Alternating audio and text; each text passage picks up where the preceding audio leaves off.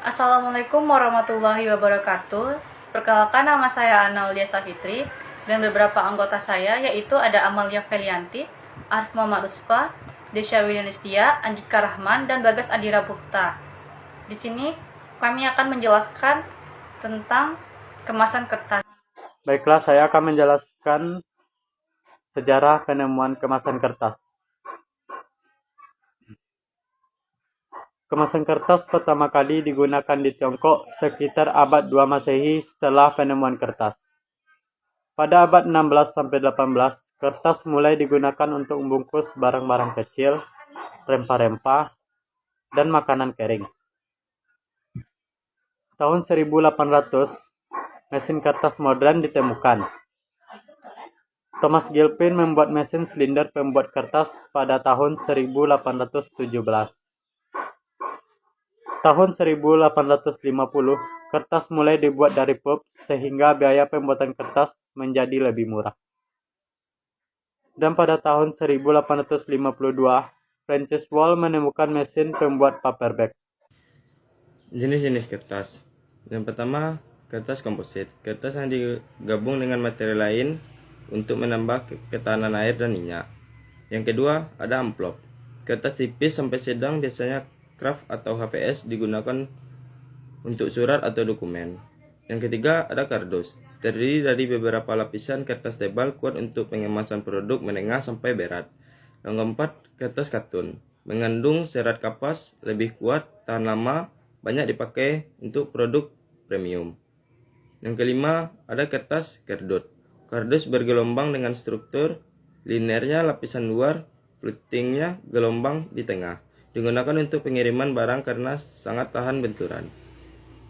Yang keenam, ada kertas perkamen. Kertas yang melalui proses kimia sehingga tahan panas, minyak, dan cocok untuk makanan seperti roti, pastry, dan daging.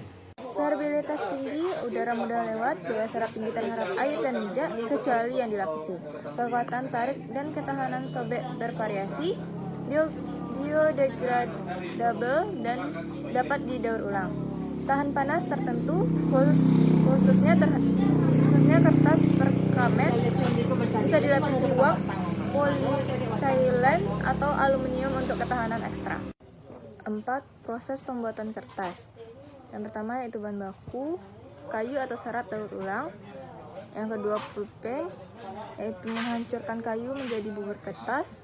Yang ketiga, bleaching, yaitu pemutihan. Yang keempat, pembentukan lembar pada wear mesh. Yang kelima, pressing, yaitu mengurangi kadar air.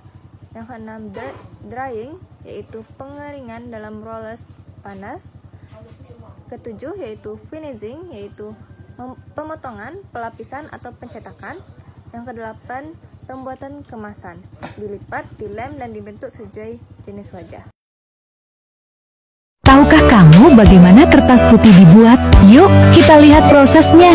Semua dimulai dari pemilihan kayu berkualitas tinggi, biasanya dari pohon pinus atau eukaliptus. Kayu ini kemudian dikupas dan dibersihkan untuk menghilangkan kotoran sebelum diolah lebih lanjut. Selanjutnya, kayu dihancurkan menjadi serat halus dan dicampur dengan air hingga menjadi bubur kayu. Bubur ini masuk ke mesin besar yang menyaring dan mengatur ketebalan lembaran kertas. Lembaran kertas kemudian dikeringkan dengan roll pemanas agar permukaannya rata dan halus. Terakhir, kertas dipotong sesuai ukuran dan siap digunakan. Jadi, begitulah cara kertas dibuat. Dari kayu hingga menjadi lembaran putih yang kita gunakan sehari-hari. Proses pembuatan wadah kertas yang pertama yaitu slotting and crossing, adalah membuat lipatan. Yang kedua ada de-cutting, yaitu memotong pola. Yang ketiga ada folding, melipat menjadi bentuk. Yang keempat ada gluing, yaitu pemberian lem. Yang kelima ada assembling, yaitu dirakit menjadi box, cup,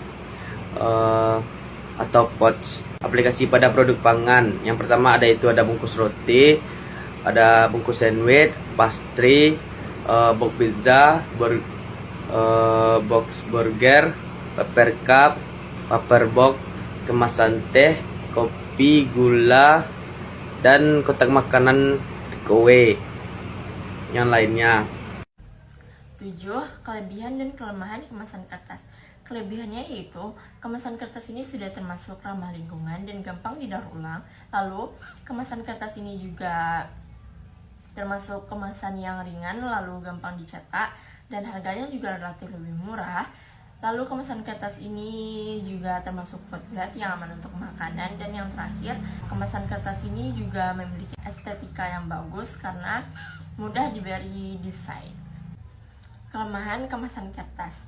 Yang pertama yaitu tidak tahan air dan minyak jika tidak ada bahan tambahan untuk lapisannya. Misalnya, kalau kemasan kertas itu tidak dilapisi dengan plastik, jadi dia tidak akan tahan minyak dan air.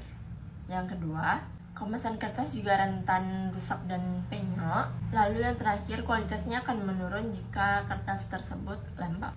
8. Teknologi terbaru dalam kemasan kertas. Yang pertama, ada gambar dalam label atau yang disebut dengan QR code, yaitu yang menunjukkan konsep kemasan pintar atau interaktif yang disebut dengan smart packaging, di mana kemasan tidak hanya bungkus tetapi juga bisa berfungsi memberi info tambahan konsumen seperti asal bahan, petunjuk, bahan jejak produk. Hal ini juga sesuai dengan tren kemasan pintar di skala industri. Yang kedua, ada kemasan kertas dengan lapisan tahan air atau tahan minyak. Ini juga contoh penerapannya, yaitu adalah lapisan atau coating mordant untuk membuat kemasan kertas bisa menahan air atau minyak tanpa plastik. Yang ketiga, ada desain kemasan lipat atau foldable box, yaitu tanpa lem atau dengan konstruksi efisien, yang mana memperlihatkan inovasi desain kemasan yang praktis, ramah lingkungan, dan mudah diproduksi. Desain kemasan terbaru dan unik, yaitu yang pertama, kemasan karton premium. Kenapa ini bisa termasuk terbaru dan unik? Karena yaitu yang pertama, menggunakan kertas craft premium, terbuat dari craft paperboard yang kuat, tebal, dan tetap eco-friendly, dan populer juga di kemasan modern dan brand artisonal. Dan yang kedua, yaitu illustri full print bertema natural. Tren terbaru kemasan yaitu desainnya minimalis plus warna earth tone hijau dan coklat memberikan citra natural, organik, dan berkelanjutan. Yang ketiga, informasi produk tersaji rapi dan modern. Layout informatif tetapi tetap bersih dan estetis, cocok untuk brand makanan sehat, skincare, kosmetik alami. Yang keempat, dapat didaur ulang sepenuhnya, yaitu 100% recyclable, mengikuti tren sustainable packaging global. Contohnya penggunaan makanan organik seperti makanan organik, skincare, produk herbal, dan kopi premium. Lalu yang kedua, kemasan lipat tanpa lem. Kenapa ini termasuk inovasi kemasan modern? Yaitu pertama, dia tanpa lem.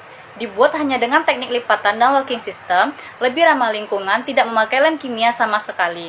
Dan yang kedua, desain geometrisnya yang unik, yaitu tuh bentuk lipatannya simetris menciptakan kemasan yang modern dan eye-catching. Yang itu tuh cocok untuk makanan ringan, snack, bahkan produk craft. Yang ketiga, hemat biaya produksi. Produksinya lebih cepat dan lebih murah karena tidak butuh proses lem, aman untuk makanan atau food grade karena tanpa bahan kimia. Dan yang keempat, estetik dan branded. Desainnya grafis natural, hijau, dan eco-style memberikan kesan modern dan berkelanjutan. Dan yang terakhir, PPB kertas dengan jendela transparan, yaitu tuh kenapa yang termasuk kemasan yang unik dan terbaru, yaitu pertama, kombinasi bahan kertas plus jendela transparannya. Itu tuh terbuat dari craft paper plus jendela transparan, terbuat dari craft paper plus jendela op atau PLA pada bagian depan. Konsumen ini bisa melihat isi produk tanpa membuka kemasan. Sangat populer untuk roti artisan, pastry, bakery, dan makanan ringan premium. Dan yang kedua, ramah lingkungan juga. Kertas craft biodegradable, mudah terurai. Jendela dapat dibuat dari plastik biodegradable atau PLA sehingga lebih eco-friendly. Dan ketiga, desain ergonomis dan modern. Berdiri tegak atau stand up back membuat display produk lebih menarik.